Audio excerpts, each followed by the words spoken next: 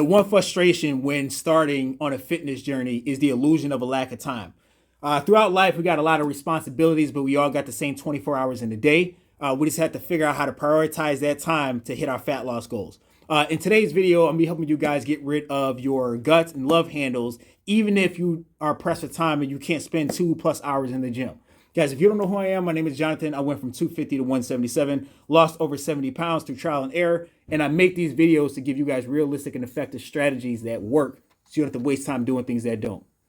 All right, so hopping right into it, if you want to understand fat loss, you got to understand that it's an 80-20 thing, with 80% being nutrition and 20% being activity. I usually say when it comes to fat loss, the only way to really lose weight, it comes down to three things. That's your calories, right? How much food we eat in a day. We want to eat less than our maintenance. Our macros, our protein, fats, and carbs. We want to make sure we get enough protein. And the activity, that is like the gym activity and the walking that we do in and out of the gym. All right. So with that being said, I'm going to run you through step by step of how you can still hit your results, still get to the goal weight you want to get to, even if you're pressed for time, right? All right, so starting off for point number one, I would say this in every other video too, I would track my food, right? Tracking your food is going to give you the skill of meal selection. It is going to teach you what food is going to be in alignment with your goals. Now, when I say track your food, there's fitness trackers, there's MyFitnessPal, there's other apps you can use to track your food. Now, to keep in mind as well, too, if you're going to track your food, you should also get a food scale. I've mentioned it in other videos, but I realized in other videos when I talked, I didn't mention that. So you want to make sure you get a food scale. And the reason being is because if I tell you you need to eat 4 ounces of lean ground beef, how you going to measure 4 ounces? You know what I'm saying? You're going to need a food scale for that. So that food scale, along with MyFitnessPal, you're able to accurately track how much food you're consuming. And that's going to tell you if you are within alignment with your calorie goals. Now, on MyFitnessPal, they have a section where you can select your goals. What I would do, it doesn't matter what calorie counter you use. What I would do if I was you is find out how much you need to maintain your weight and how much you need to lose 2 pounds per week. That's going to give you a calorie window range of what you can eat within. So if you know, let's say if it's 2,500 calories, 25 is going to keep you at the same weight, and 1,700 is going to make you lose 2 pounds a week, then your eating window. All right, I would do this, and I would operate this within a range. I would also track my protein, fats, and carbs, which meaning like the macros within that same calorie tracker as well too. Again, MyFitnessPal has this kind of all laid out for you to kind of break everything down. If you don't know how much protein that you need, I would Google it. How much protein do I need to lose 2 pounds a week or to maintain muscle mass? And you want to consume that or maybe even a little bit more. Okay, so once we got our food dialed in, right, we're weighing our food. We can accurately put it into MyFitnessPal. We're tracking our macros. Then we can start to see some progression within the fat loss because our nutrition is dialed in. Now, I can already hear somebody already listening to this saying, look, I'm not trying to do all that. I'm just trying to lose my gut. What I got to do to lose my gut. And I'm sorry to tell you that the only way to truly get to the spot where you want to get to is to get this nutrition under control. Now, I used to be the same way when I was 250. I just wanted a quick fix. I didn't want to have to be tracking my food and weighing my food and all the other stuff. And it's not something that you have to do forever. But I would urge you, this is the route you want to go, especially in the beginning, because it's going to teach you the skill of meal selection, nutrition. You'll learn how to read a nutrition label. So when something tells you it's 4 ounces for one serving, you can know what that means and you know what that looks like on a scale. Because a lot of you guys are eating bags of potato chips like, oh yes, 150 calories. You just sprinkle a little chips and you eating like 300 calories because you poured like half the bag. You get what I mean? On a paper plate. And you got up and got 4 more servings of that. So you ate half the bag. So you didn't just get 150 calories. You got like 700 calories. So to avoid pitfalls like that, you weighing your food and accurately tracking in MyFitnessPal can help you get to the result you want to get to faster, even if you have less time. Okay. So now that we got that nutrition stuff kind of taken care of, again, we want to get MyFitnessPal. You want to get a food scale to actually weigh out your food so you can then accurately put your food into MyFitnessPal. You also want to track those macros, make sure you're getting enough protein, and keep yourself eating in a window between losing 2 pounds a week and maintaining the weight. All right. Now, jumping down to the next thing that we usually have, the activity portion, which for whatever reason, a lot of people on the internet they seem to like cling to this activity. They always want to know the workout split, what workouts somebody's doing that's going to get them the results. And on YouTube, there's a plethora of stuff that you can do, quick hit workouts and stuff like that.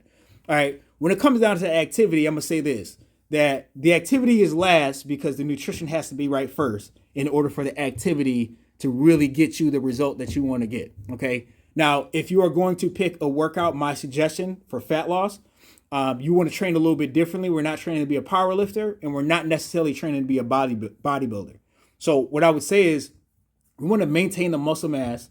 Okay, we want to maintain the muscle mass, and we want to burn body fat. So the best way to do that I found was doing full body compound lifts, because with a full body split, we're working multiple muscle groups. And with compound lifts, you're usually hitting the big muscle groups. So think your legs, your back, chest and shoulders, and then I would usually end it off with core and some version of cardio, which for me is always going to be a low intensity walk. Okay. This can be done with barbell weight, dumbbells, or with machines. If you're going to use machines, like an example, I would do like a leg press, leg extension, lat pull down for the back, maybe some assisted pull-ups. And then you can do a Smith machine bench press, or they got a bunch of different chest machines at any gym if you go to a gym, okay? If you're going to do something at home, dumbbell split squat, bent over row with the barbells. Like there's a bunch of videos on YouTube. You can look up home body workouts. If you are pressed for time at home, I would urge you to get some home workout equipment. So get some dumbbells and invest in a walking treadmill. Now, I'm kind of speeding through this part because the next point is super important. When it comes down to you having your nutrition aligned, you really don't have to be extra strenuous on the activity. All we really need to do is then hit those muscle groups, do a moderate weight, and by moderate, like 8 to 12 reps for each exercise. But it really doesn't take a lot to kind of hold on to that muscle mass and to burn body fat at that point. So say if you are at home, you're pressed for time. Well, Jonathan, I don't have time to go to the gym. I got time for that. Okay. So say if you're at home, you got dumbbells. Let's say if they're 45-pound dumbbells, you can get a full body workout in without rushing through it. You can get a full body workout in, hit decent sets, decent reps in like 20 minutes. In all honesty, in like 20 minutes. Now, if you had a walking treadmill that you purchased on Amazon, you can also use that either right after the workout or later in the day when you come home from work before you go to bed. You can walk flat on a treadmill for an hour. Okay, you walking flat, if you can't afford the one with the incline, that's fine. If you walk flat for like an hour at 3.2, you burn like 350, almost 400 calories, something like that. It's within that range. It's better than nothing though. Do you get what I mean? If you can have an incline, even better. Okay, if you can go to the gym, even better. But what I'm saying is that this sets you up, the nutrition then sets you up to get the maximum effect from the workouts, which then sets you up to deepen the calorie deficit even more, which then sets you up for better results. Okay. Now, pretty much these are the main things that you need to do if you're pressed for time and you want to get the maximum results. Another thing, which is on a personal note, another thing is that you want to set some firm boundaries with yourself. A lot of times when people say they don't have time for something, it's usually not the case. They just don't value it enough to make time to do it. Okay. Or if it is like you're just super busy and you just don't know when you're going to get the time to work out or whatever, I would suggest getting up earlier and making more time. That's the only thing that obviously we can't create more time out of nothing, but we can create more time in our day by getting up earlier. For me, because I have a household, my wife, kids and stuff like that, I get up 4:30 in the morning, 4:35, and I go to the gym. The whole house is asleep, right? When I was 250, I had to come to the same realization. I had to get up in the morning to go get my workout in. Because I could keep saying, I don't have time. Okay, that stomach is going to keep getting bigger and bigger and bigger and bigger. At what point are you going to be like, okay, enough is enough? And if you haven't reached that point, then okay, if you don't have time, if you believe that, then okay, then you don't have time.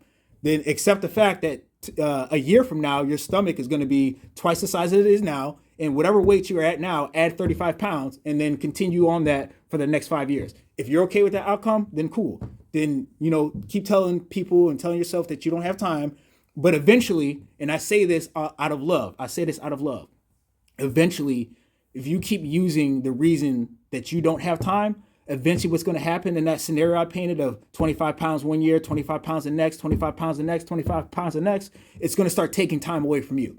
That's how that's going to work. It's going to start taking, so you can accept the excuse. If you don't have time now, cool. You don't have time next year, cool. You don't have time the year after that, cool. But understand that it's chipping away at the time that you have, right? And I care about y'all enough to say, like, don't continue to have this be the reason why you're not pursuing stuff.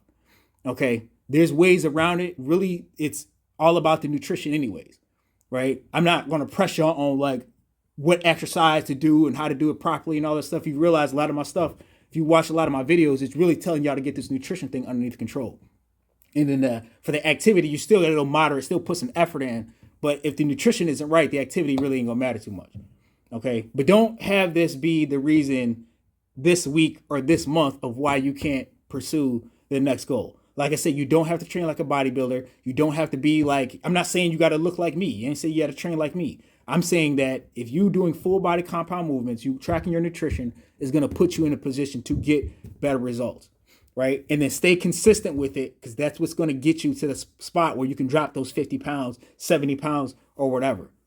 And make firm enough boundaries for yourself that you respect yourself enough that, hey, this is my gym time. This is what I'm doing. Once you do that, other people are going to respect your boundaries. And I say this because I know people out there are busy. And really what I feel like, and I could be wrong, what I feel like is some people just don't know how to say no to certain things. Okay. And I had to learn this too. Some things you just have to say no to. Your family will be okay for an hour and 30 minutes if you go do something. They'll live. They'll be okay. You know what I mean? You owe it to yourself. You owe it to them to make the steps to do this, so you're in a better position to serve them. Okay, you can keep saying, oh, I want to be there for my family. I do too. It's the reason why we're doing this. You get what I mean? So I hope these tips help. These are things that I would do if I was pressed for time. And these are how you can get rid of your gut love handles and all these things when you are pressed for time, because the nutrition workouts will put you in a calorie deficit and that body fat will start to drop off. You'll be losing 1.5, 2 pounds a week. Stay tuned for more content.